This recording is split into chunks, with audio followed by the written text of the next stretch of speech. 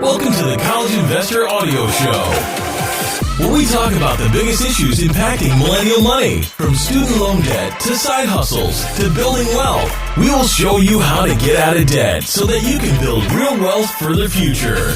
Hello and welcome to the show today. We are so glad you're here as we kind of dive in a little bit deeper into the numbers and take a look at state-by-state student loan debt and forgiveness.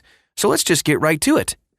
All right, so in the early days of the COVID-19 pandemic, the federal government took swift action to help Americans who were hurting economically. The CARES Act was one of those measures and included a temporary pause on all federal student loan payments. Though the measure was intended to be a form of short-term relief, the temporary measure paved the way for sweeping changes. By late 2020, for example, 60% of student loan borrowers were receiving some form of assistance on their student loans. And since that time, the moratorium on student loan payments has been extended until December 31st, 2022, and the Biden-Harris administration announced the nation's first comprehensive forgiveness program. The administration also announced potential changes to the way income-driven repayment programs are structured.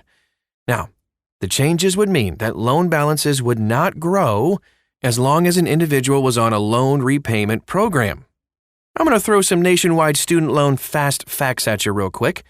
These facts describe the state of student loan borrowers across the U.S. in 2021. Debt delinquency and default fell in 2021, but overall debt loads continued to rise.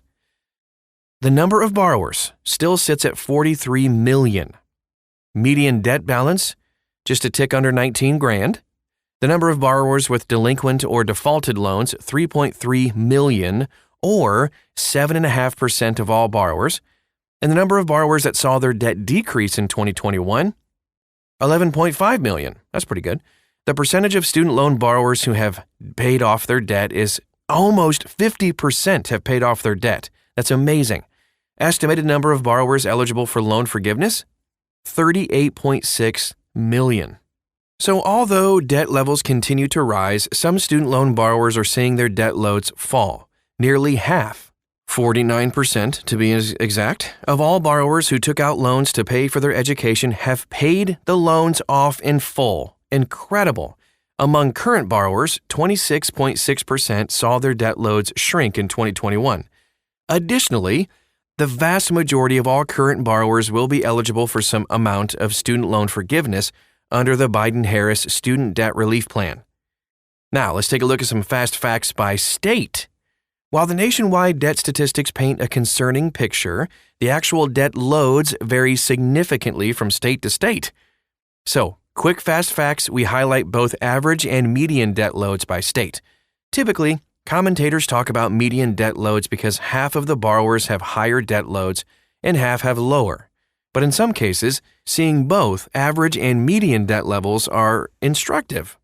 While the median shows the midway point of borrowers, the average better illustrates how high debt borrowers are influencing overall debt loads in the state. Most borrowers, by far California, kind of to be expected though, population numbers and everything. Wyoming, the fewest borrowers at just a tick under 58,000. Lowest average balance, South Dakota, 28,218.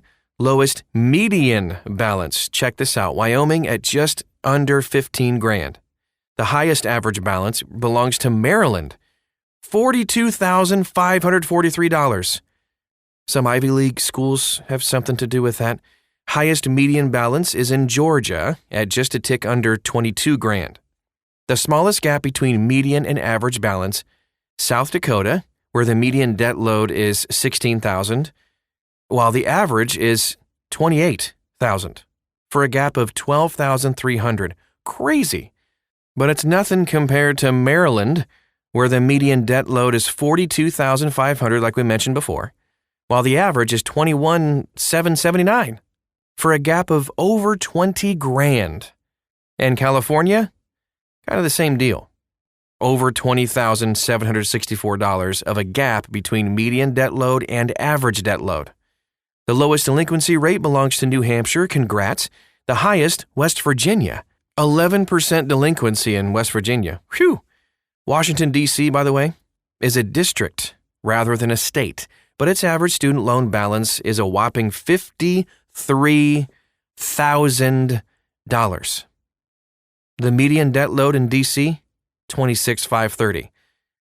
Yikes.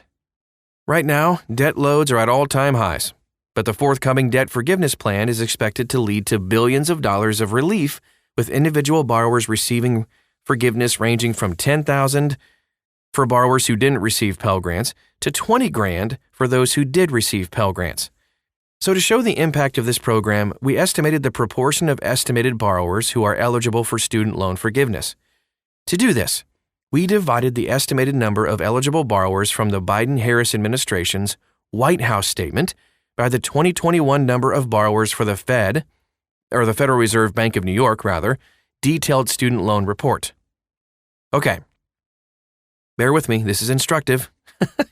The highest number of borrowers eligible for loan forgiveness is California. The lowest number, Wyoming. Yeah, we kind of expected that. The highest proportion of borrowers eligible for loan forgiveness is Mississippi and New Mexico. 100% are eligible. The lowest is North Dakota. Just under 72% of borrowers are eligible. The highest proportion of borrowers eligible for $20,000 in loan forgiveness, Mississippi, 76%. Massachusetts has the lowest proportion eligible at 38.3%. So we have a state-by-state breakdown of student loan debt situation. You can find that amazingly detailed chart at thecollegeinvestor.com. Just copy and paste the title of this podcast right into the search bar and you'll see it. We have all kinds of resources right inside this article too. Tons of stuff to get into just to help you out. Thanks so much for stopping by today. You can always follow us on social media. We're everywhere. Just type in The College Investor and you'll find us. We'd love to get to know you. Thanks so much again, and we'll talk to you again real soon.